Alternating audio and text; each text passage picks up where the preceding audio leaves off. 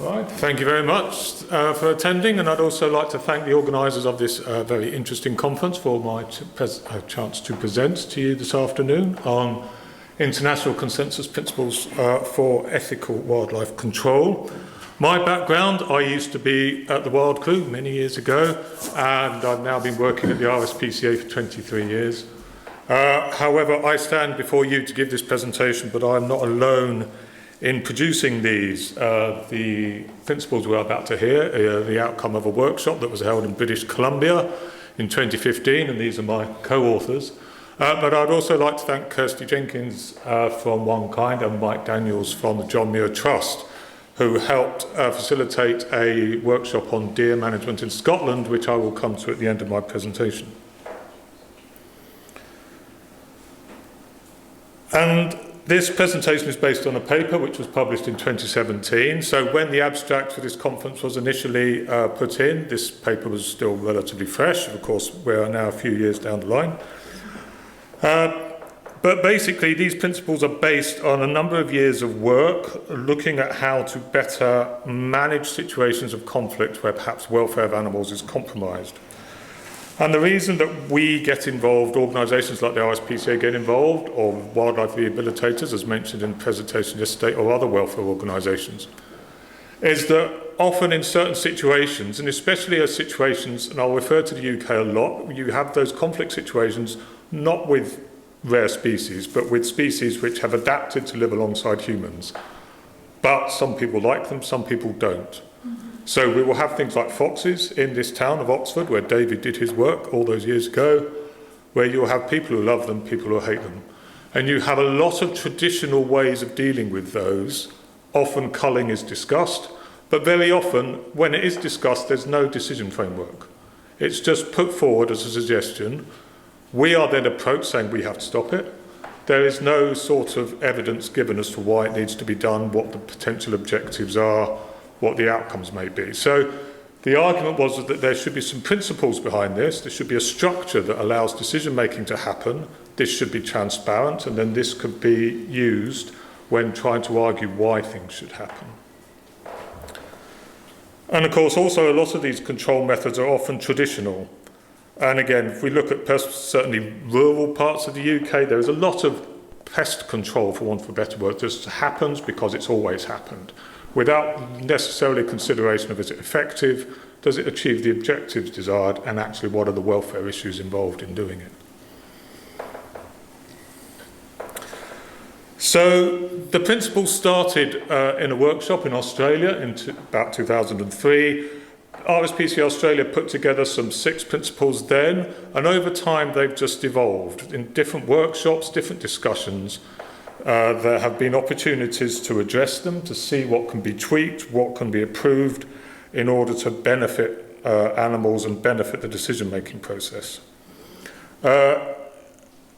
New Zealand as well were also quite far forward thinking about this, and Lytton produced some of the seminal work in terms of looking at the welfare of pest control particularly. It's certainly some of the methods that are used to control animals that are perceived as pests, and whether or not the welfare of animals could be improved.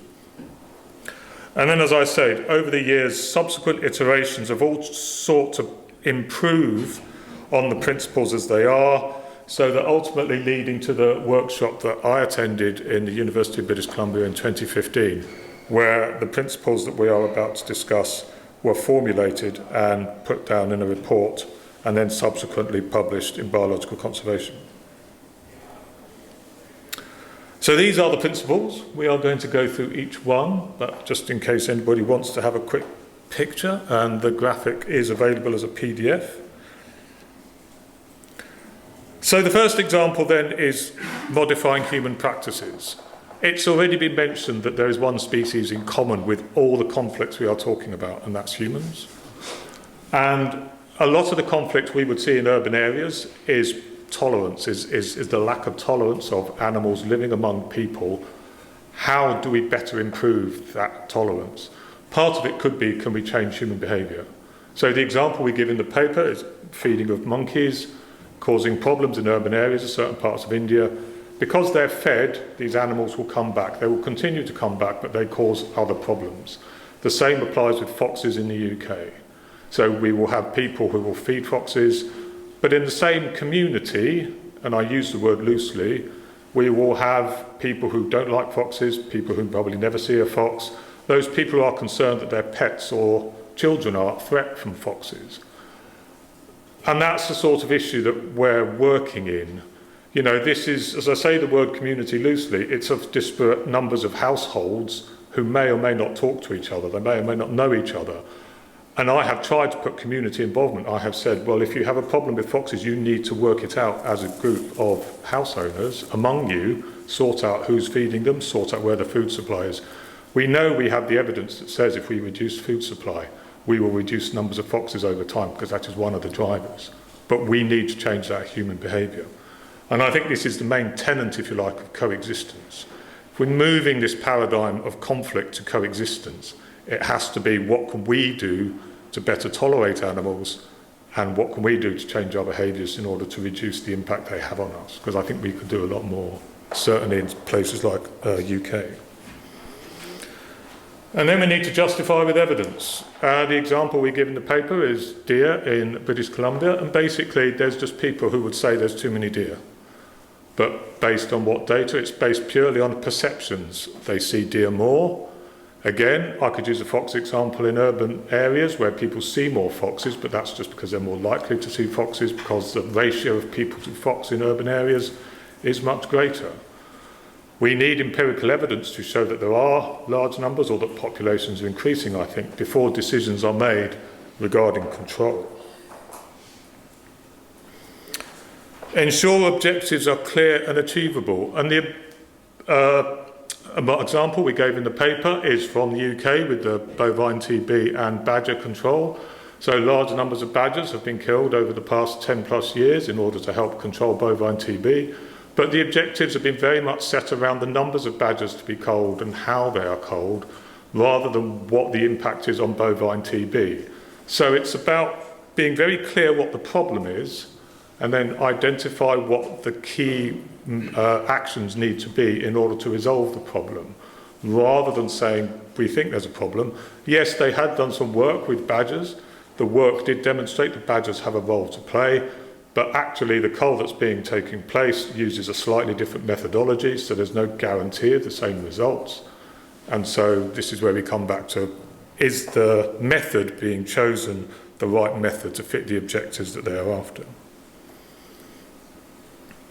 And then we prioritise animal welfare. So again, one of the issues we look at with a lot of the decision making regarding especially pest control is that animals are often killed using methods which we would not tolerate for other animals.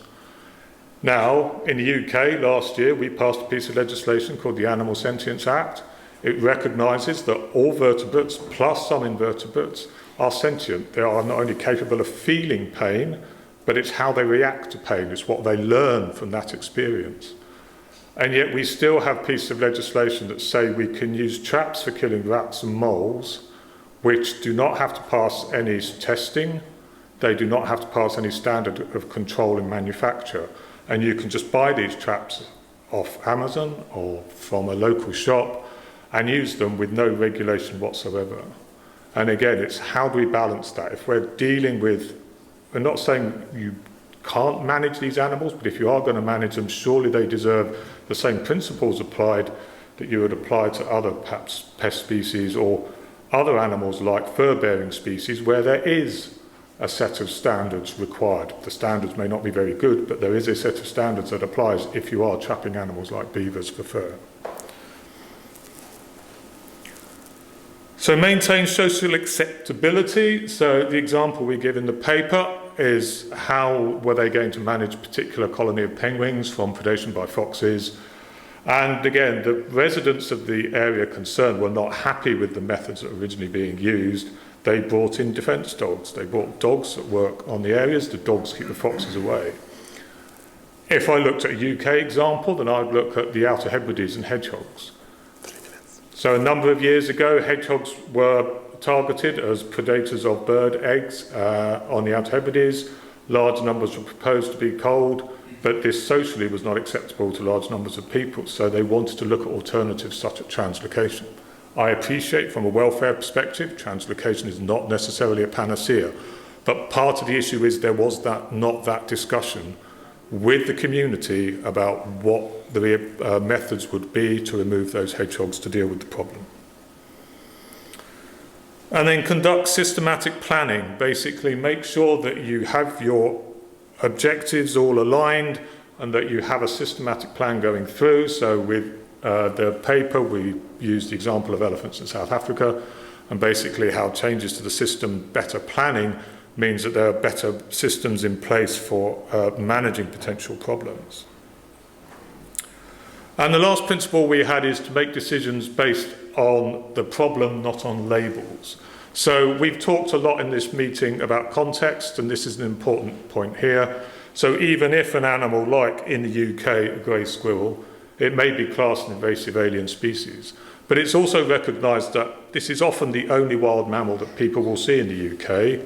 So it has that endearment amongst the general public. So if you are going to cull large numbers of grey squirrels, you have to manage that. And you have to understand that there is going to be conflict because of your decision to cull grey squirrels. So again, you need more than just saying, because it's an invasive alien species, we need to control them. And just in case you're aware that these are all examples related to mammals, this is one example that we were involved with in terms of Canada geese on Lake Windermere up in the Lake District, where they wanted to cull large numbers of Canada geese because of various issues relating to eutrophication of the lake, damage to grazing and so on. But actually, when you look at the problem, there is so much more causing eutrophication in that lake, including humans and other species of waterfowl. There are so many other waterfowl causing damage because people feed the waterfowl at the lake's edge, so the waterfowl will come to the lake's edge and then they graze the grass around it. So there's a lot more going on in there, which actually just culling Canada geese would not have resolved. So to sort of summarise where the principles are, we are not against the culling of animals where it's necessary, but it has to be justified. There has to be clear reasons for doing so. There has to be very clear objectives so that it's going to be effective, so that you know what good is going to look like, you know what the results are going to be when you finish. It has to be humane, whatever method you're going to use. And it has to be part of a bigger planned strategy, and it has to be subject to review. You know, if it hasn't worked, you need to know it hasn't worked. If it has worked, you need to understand that too. And then you can apply those lessons later. So when I talk about applying lessons, I think one of the things was we as authors put this paper together in a very much sort of abstract way based on experience.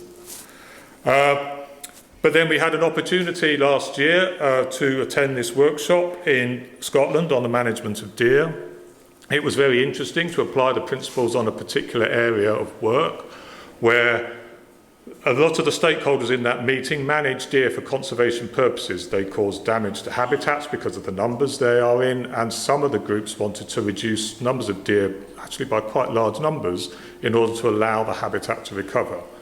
And we agreed that, well, there could be ways of perhaps reordering the principles so that, you know, we start with having clear evidence of the problem and then going through the objectives before identifying methods of dealing with that, which could include changing human behaviour. But I think the real interesting part of this, and this is where it comes back to the conversation heard earlier about a lot of the conflicts we are talking about are conflicts between people, not conflicts between animals and people, is that there are two very different scenarios in Scotland where the deer are managed for shooting for sport and the deer are managed from the point of view of conservation. So that these can create very different problems. Of course, it's a very different ethical paradigm shooting animals for sport. These are people who pay money to shoot animals for pleasure. That is what they want to do, as opposed to a lot of those people who are shooting animals for the management side of things just need to control the numbers. They don't necessarily want to do it, but they recognise they need to do it for the greater conservation benefits in terms of habitat restoration.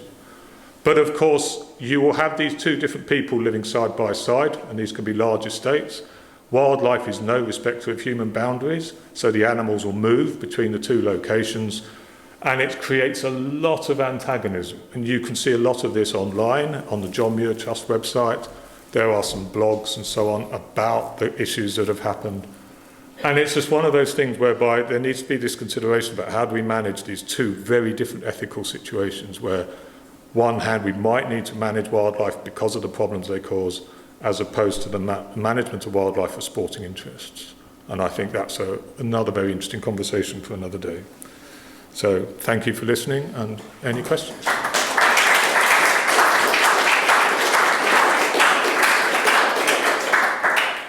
Thank you, Adam. Questions for Adam? Nick? Hi, Adam. Hi. So incredibly interesting, and part of my job would be to help to mainstream this kind of framework. So I'm wondering, how do we, change the attitudes from culling first and then dealing with the consequences later to a framework such as this? I think it's very difficult. I was very interested hearing the conversation about how to manage conflict, because I made the note that when you have that identity issue, and I put down in my notes fox hunting. Some of the stuff I deal with fox hunting is really quite awful, but the point is there is a community there, and they are a community who identifies with that, as abhorrent as other people may see it. They see that as their lifestyle, it has that tradition and so on. And that's the hard nut to crack. It's how do you get to that, to get them to understand why different people do not see that as they do, and changing that identity, as we said upstairs, that's going to be the hardest one to deal with. We can get policymakers to do it, but I think the Hunting Act is quite an interesting one for showing we changed the legislation, but has it changed behaviour? Yeah. Thank you.